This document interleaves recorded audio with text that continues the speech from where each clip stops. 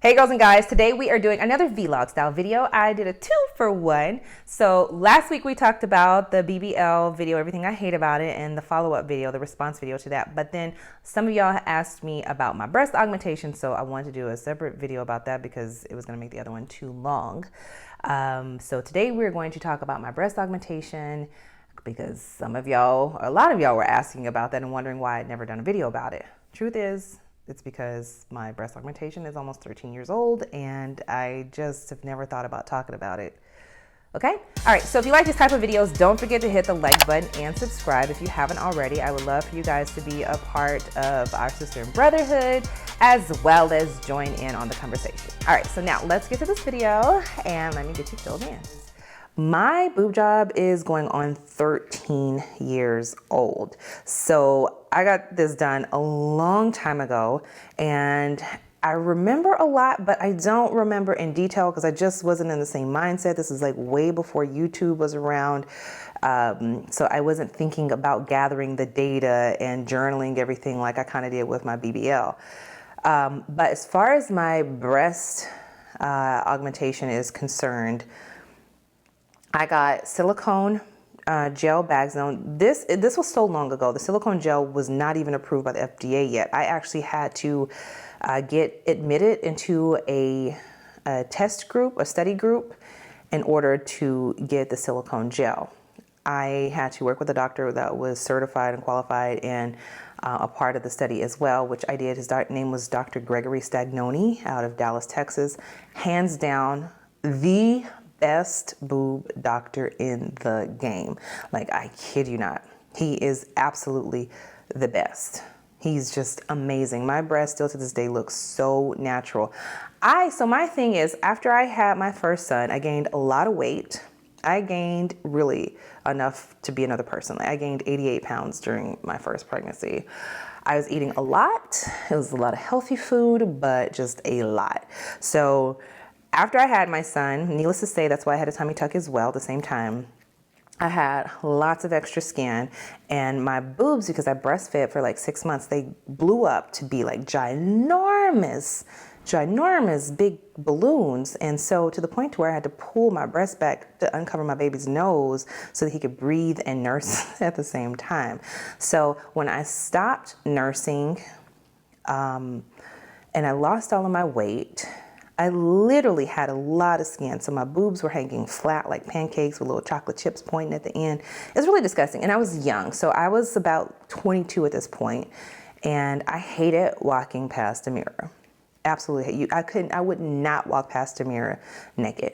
I wouldn't put on a bathing suit for sure. Like I would put on a bathing suit, but I would always be completely covered. And it would be a one-piece bathing suit.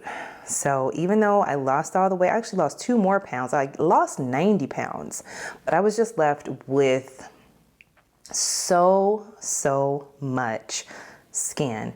And unfortunately, people in our community, they were like, girl, you don't need surgery. Just go work out. Just go, all you have to do is work out. So I literally, like an idiot, I worked out for about almost 18 months. It was about a year, honestly. And then when I saw that the skin wasn't going away, I was in top-notch shape, like top-notch shape, because I went hard because I did not like the way my body looked. I realized the skin wasn't going away, so I started looking into surgeons and started researching. And I spent like 6 months researching surgeons, and then I found Dr. Stagnone. In the meantime, I continued to work out. He looked at my body. I decided to do a full tummy tuck because my stomach was just like blown out. Like I had so much skin, I could like literally like do this with it. It was really bad. And then of course my boobs were just stretched out like into outer space. So I didn't choose a size going in. He did think that I would be a good candidate for silicone, so that's why I went through the trouble of getting into the study, because at that time they only had saline, and saline was pretty hard. And even though he went under the muscle, because I had so much skin, he wanted something that was going to feel and look more natural. Usually people, when they get boob jobs, they have like tissue and stuff, and they have, something there. Mine was just like really flat, so we needed to go under the muscle, and we needed something that was going to hang and look natural. So we didn't decide on a size. I gave him permission to pick the size when I went in, because he is a doctor known for not making people look like porn stars, because that's what happens. A lot of times people want ginormous boobs. He will not do it if it makes you look crazy, because he didn't want his name on it. So I went in and he looked at my body, and when he got a closer look and got me cut open and stuff, he decided what size to go with, and he chose right. I can't remember the CCs because it was so long ago, and the CCs for silicone is totally different than the CCs for saline, so it really wouldn't matter anyway. But I want to say it was like 4 something, like 413, some weird number.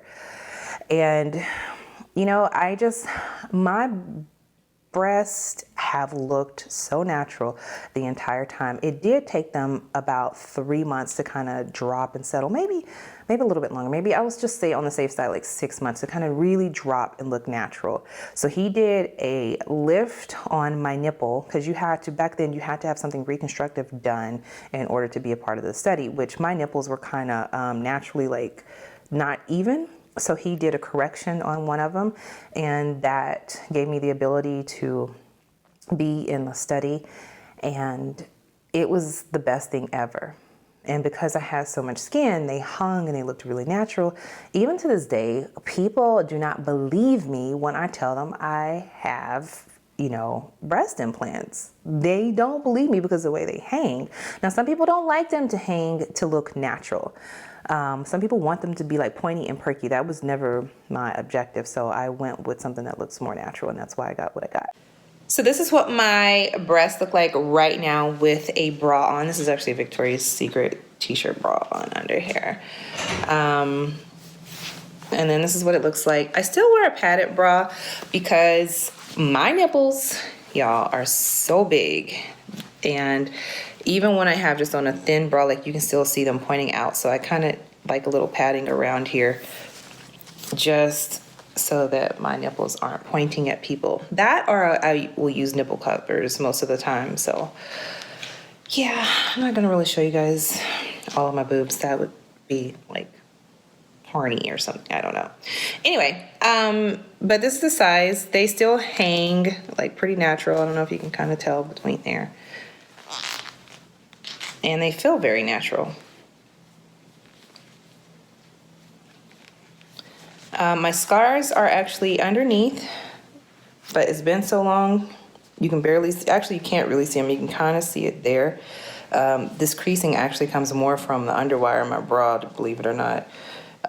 You can see the underwire more than you can actually see my scar, but a very, very micro scar. And he put it in a place to where like my skin would rub against itself, so it would naturally wear it down. You really can't see it. Most people don't believe me, like I said, when I tell them I had a breast augmentation. But you never get to see them, because see the way my boobs hang, they're always hidden. Now, it is actually time for me to get them redone, and I'm going to be looking into that within the next couple years. Typically with a study, you know, you want them to last as long as possible, but normally, just a rule of thumb, you should get them changed out like every 10 to 15 years. My doctor was kind of saying like every 10 years to come in and get a check. So I actually need to go see him and see what he thinks about it. But because I was in the study, I will probably just go ahead and get them replaced now instead of waiting until I'm even older. I would like to go smaller, but I probably won't be able to without getting some sort of lift done, just because, you know, gravity. Oh my gosh. Are you serious? Yeah, but no, my girls still look really natural, to be honest. I mean, they're kind of big, but so my bra size right now is a 34D, and I've kind of been that way. When I was younger, I was like a 34 double D.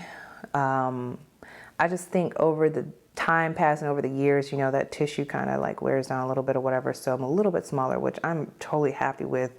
I did not want ginormous breasts. I would have been perfectly happy with a nice C cup, Like that would be ideal for me, but I have what I have, so not going to worry about it. And I don't plan on going bigger, but I would for sure go smaller if I could, just a little bit, not too much smaller, but a little bit. One question that a lot of people have about breast augmentations is, can you still breastfeed? Well, I had another child after my tummy tuck and breast augmentation, and I was able to breastfeed him as well. Now, that situation was a little bit different for me.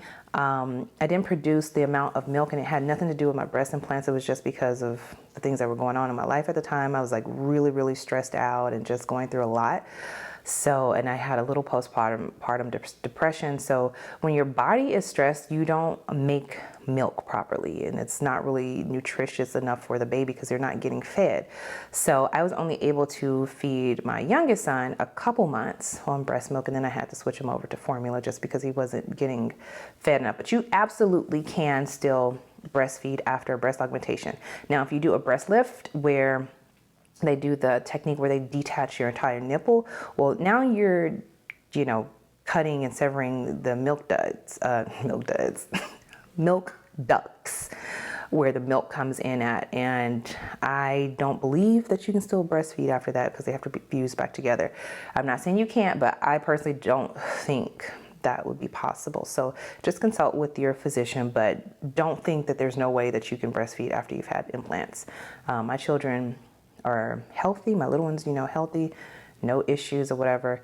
And so I would say, again, just like with like any plastic surgeon, make sure you go to someone who is reputable, certified, licensed, someone who has a great reputation, because this is your body. And at the end of the day, it's surgery, so it can be very, very dangerous. Okay, so that's it. That's all I have to say about the breast augmentation. If you have any more questions or comments, don't forget to put them in the comment section down below. I will be checking for those, and I may do another follow-up video if it's necessary, just to answer more questions. Other than that, I hope you have an amazing rest of your weekend and a great week ahead, and I will talk to y'all later. Don't forget to follow me on social media so that we can keep up with our communication. You can find me on Instagram as well as Snapchat and even Facebook. I'll talk to y'all later. Bye.